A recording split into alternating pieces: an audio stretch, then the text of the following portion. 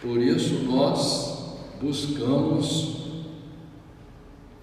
um bem superior, que pela fé lutamos pela ressurreição e vida eterna, na qual seremos iguais a todas as pessoas.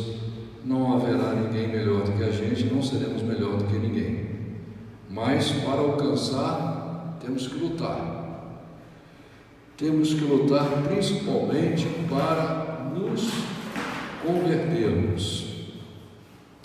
Quero ler com os irmãos o livro de Mateus, capítulo 23, que diz a palavra do Senhor assim: Então falou Jesus à multidão e aos seus discípulos, dizendo: Na cadeira de Moisés estão assentados os escribas e fariseus.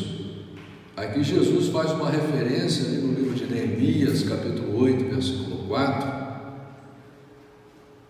Todas as coisas, pois, que vos disserem que observeis, observai-as e fazei-as, mas não procedais em conformidade com as suas obras, porque dizem e não fazem, pois atam fardos pesados e difíceis de suportar, e os põem aos ombros dos homens.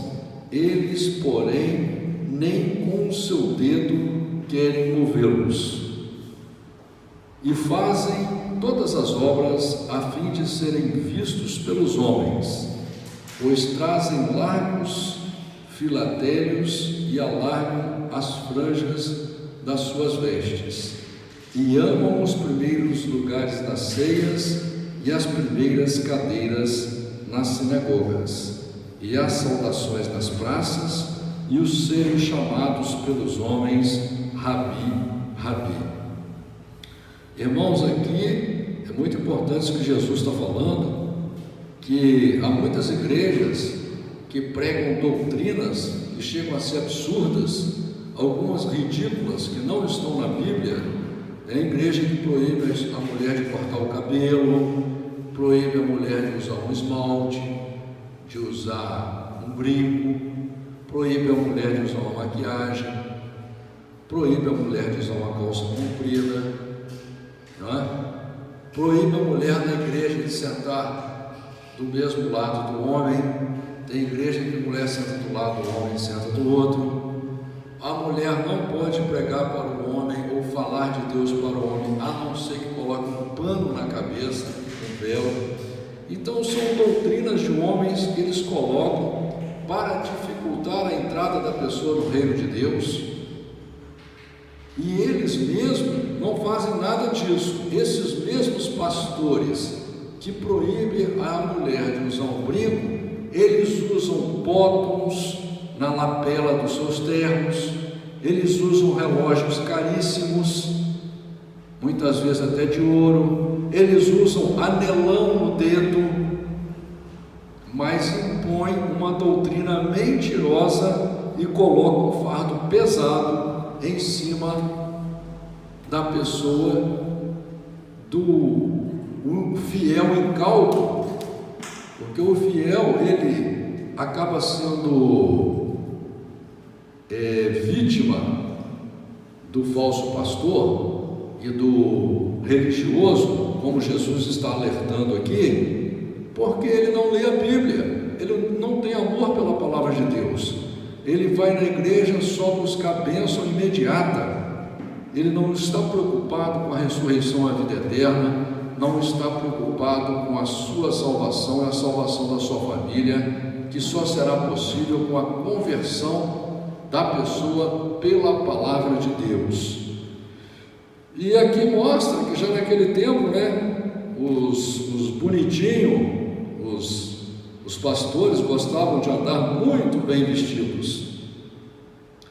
Mas Jesus fala aqui, olha, vós porém não queirais ser chamados Rabi, porque um só é o vosso mestre, a saber, o Cristo, e todos vós sois irmãos.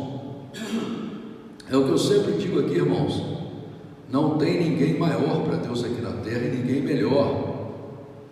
O título que você tem de pastor, de padre, de papa, de bispo, de apóstolo, isso é título dado pelo homem, não é? Por isso que Jesus, ele adverte aqui, não é?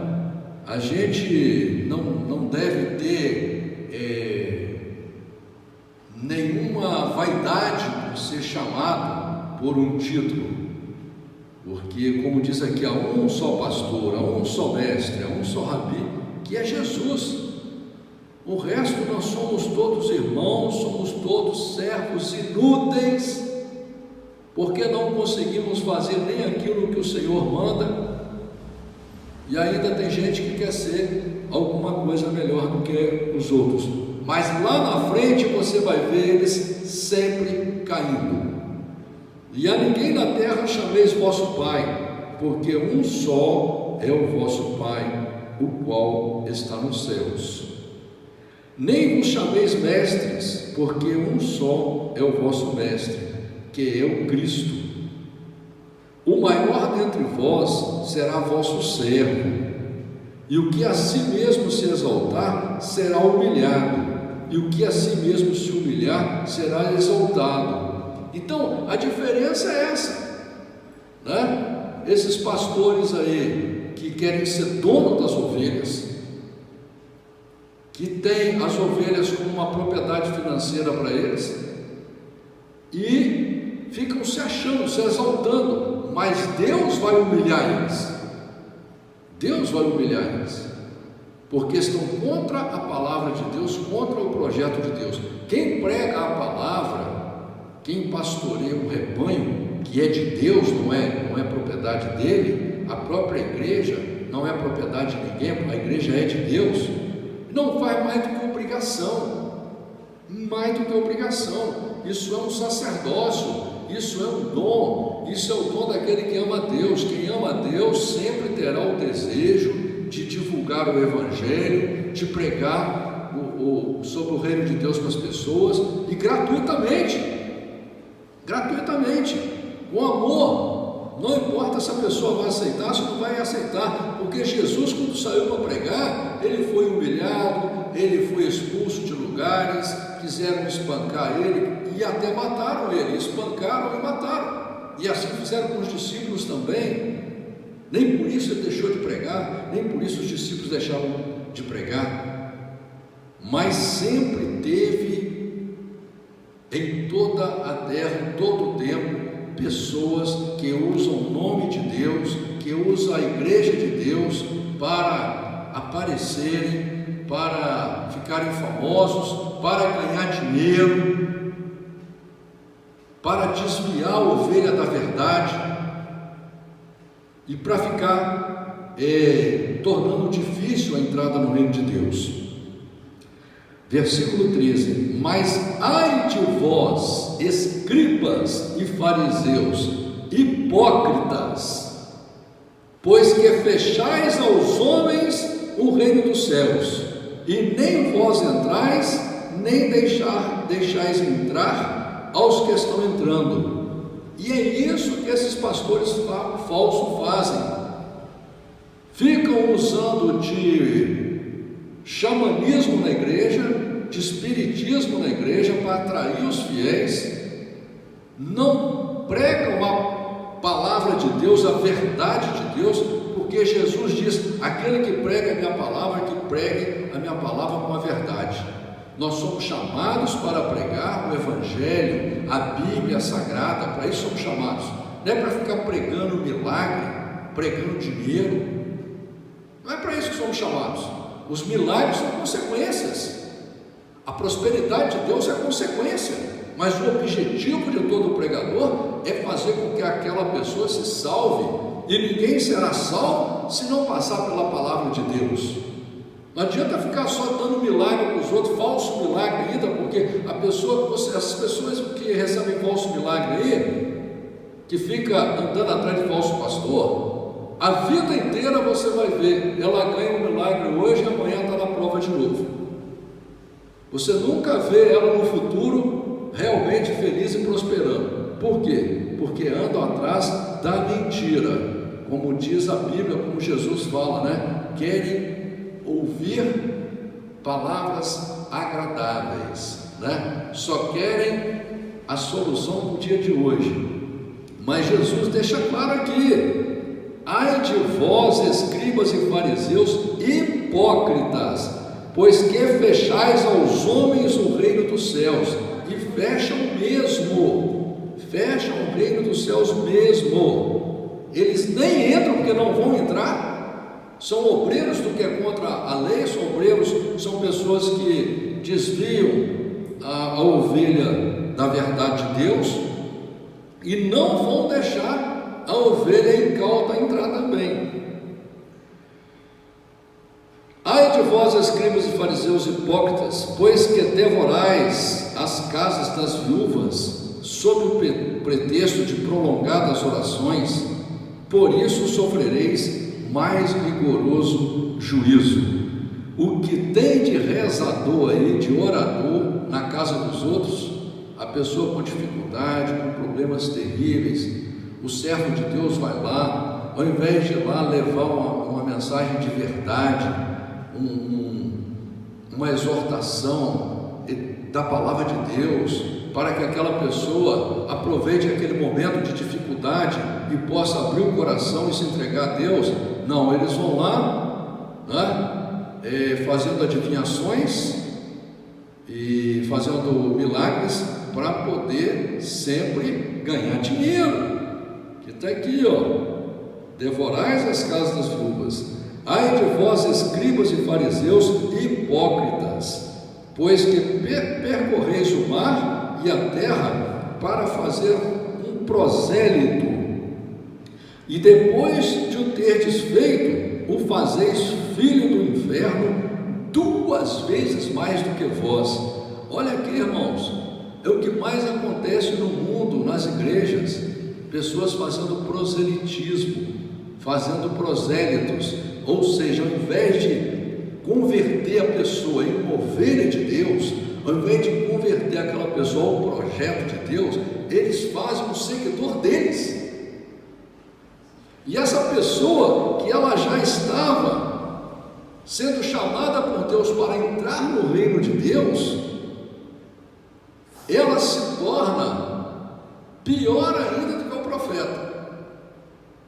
Não é? Como diz aqui, e depois de ter desfeito, fazeis filho do inferno 2 vezes mais do que vós. Ai de vós, condutores cegos, pois que dizeis: qualquer que jurar pelo templo, isso é nada, mas o que jurar pelo ouro do templo, esse é devedor. Insensatos e cegos, pois qual é maior, o ouro ou o templo que santifica o ouro? Aqui Jesus cita o livro de Êxodo, capítulo 30, versículo 29. E aquele que jurar pelo altar, isso nada é, mas aquele que jurar pela oferta que está sobre o altar, esse é devedor.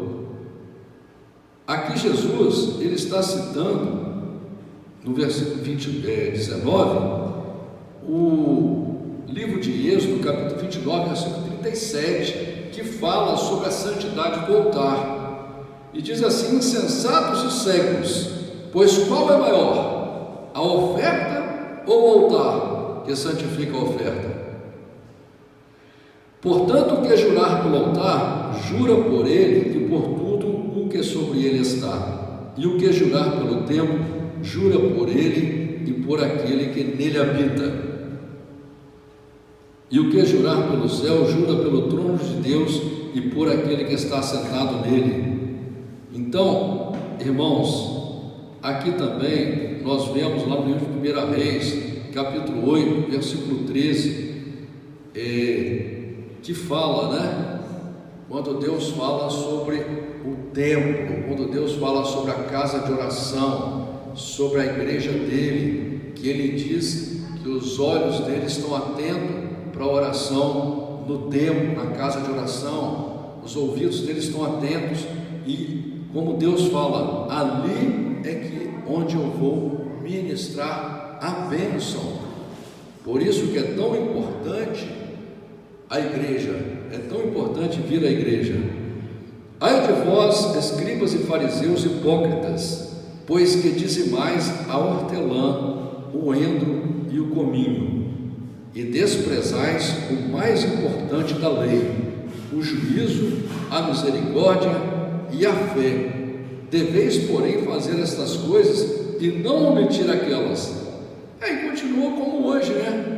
Os pastores ensinando ao fiel que ele tem por obrigação dar dinheiro para a igreja. Se ele não der, não vai ser abençoado. Deus vai condenar ele, né? Deus vai castigar ele. Isso é um absurdo, porque a igreja se constrói com amor, a igreja se constrói com vontade, a igreja se constrói com dinheiro, né? Não adianta você fazer igrejas como fazem de ouro maciço, pregando caridade, como muitas religiões aí pregam a caridade, vem principalmente na época do final de ano, com a cara mais lambida do mundo, pregando caridade, mas só o dinheiro que eles gastaram para fazer a igreja deles matava a fome de toda a população daquela cidade. É uma hipocrisia muito grande mesmo. Condutores cegos, que coais um mosquito e engolis um camelo. Ai de vós, escribas e fariseus hipócritas, pois que limpais o exterior do corpo e do prato, mas o interior está cheio de rapina e de intemperança. Fariseu cego, limpa primeiro o interior do corpo e do prato, para que também o exterior fique limpo. Ai de vós, escribas e fariseus hipócritas, pois que sois semelhantes aos sepulcros caiados, que por fora realmente parecem formosos, mas interiormente estão cheios de ossos mortos e de toda a imundície.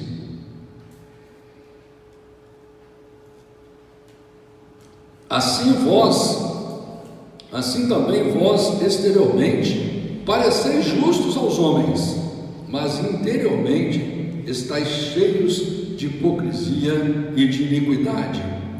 Ai de vós, escribas e fariseus hipócritas, pois que edificais os sepulcros dos profetas e adornais os monumentos dos justos, e dizeis: se existíssemos no tempo de nossos pais, nunca nos associaríamos com eles para derramar o sangue dos profetas. Assim, vós mesmos testificais que sois filhos dos que mataram os profetas. Enchei vós, pois, a medida de vossos pais, serpentes, raça de víboras, como escapareis da condenação do inferno? Então aqui, irmãos, Jesus está descrevendo a igreja claramente, descrevendo esses pastores que estão aí na internet enganando as pessoas diariamente e achando que vão escapar da justiça de Deus, porque não acreditam que Deus existe, só acreditam no dinheiro, no poder, na fama, só pensam em aparecer, não acreditam que Deus existe. Cuidado você que está seguindo pastor, comece a seguir a Jesus, comece a ler a Bíblia para você saber como você deve agir perante Deus. Portanto, eis que eu vos envio profetas, sábios e escribas. A um deles matareis e crucificareis, e a outros deles açoitareis nas vossas sinagogas, e os perseguireis de cidade em cidade, para que sobre vós caia todo o sangue justo que foi derramado sobre a terra, desde o sangue de Abel, o justo, até o sangue de Zacarias, filho de Baraquias, que matastes entre o santuário e o altar. Aqui Jesus faz referência em Gênesis capítulo 4, versículo 8, faz referência em 2 Crônicas capítulo 24, versículo 20, e faz referência em Zacarias capítulo 1, 2, 3 em diante. Em verdade vos digo que todas essas coisas hão de vir sobre esta geração. Jerusalém, Jerusalém, que mata os profetas e apedreja os que te são enviados. Quantas vezes quis eu ajuntar os teus filhos, como a galinha ajunta os seus pintos debaixo das asas, e tu não quisestes. Eis que a vossa casa vai ficar deserta, porque eu vos digo que desde agora me não vereis mais, até que digais: bendito o que vem em nome do Senhor.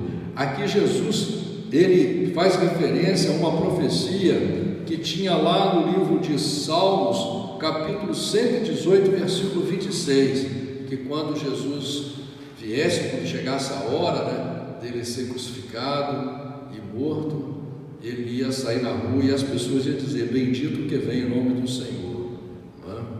Então, irmãos, o que nós vemos aqui é uma palavra muito forte, uma palavra muito bonita, dita por Jesus, que muitos pregadores, que quando pregam algum versículo dessa palavra, eles pregam como se não fosse para eles.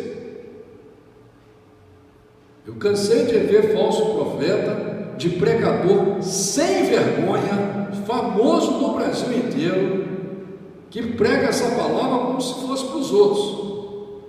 Mas o verdadeiro cristão, quando ele ouve uma palavra dessa, ele tem que pegar para ele, para entender que nós não somos perfeitos, nós não somos santos, e que temos defeitos sim, todos nós temos defeitos, todos nós temos falhas, e falhamos no pior lugar onde jamais a gente devia falhar, que é dentro do seio da nossa família. Nós falhamos principalmente com os nossos familiares, porque muitas vezes tratamos um estranho melhor do que tratamos um irmão, uma irmã, um pai, uma mãe, um filho, uma filha, um genro, uma nora. Não é? A família é um presente de Deus, e nós conseguimos ter um desânimo, um desamor pela nossa família, enquanto tratamos as pessoas do mundo com amor e carinho, e com toda a paciência, com toda a calma, com toda a gentileza, não é? Tem pessoas que vai conversar com um irmão, com uma irmã, não consegue nem conversar, entendeu? Parece dois cachorros brigando, parece porco espinho, um jogando espinho no outro, mas quando é para conversar com as pessoas na rua, com o que eles chamam de amigo,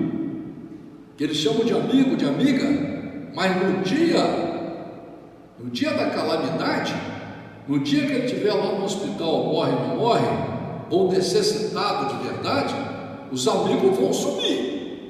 Vai aparecer lá, com certeza o pai e a mãe, com certeza um irmão, uma irmã, é que na hora que vai se condoer e que vai realmente mostrar que faz parte da vida daquela pessoa, não é? E o que nós vemos aí é que todos nós que somos chamados para servir a Deus, para fazer a vontade de Deus, nós precisamos de nos consertar, nós precisamos de nos corrigir, nós precisamos de nos converter à palavra de Deus. Amém?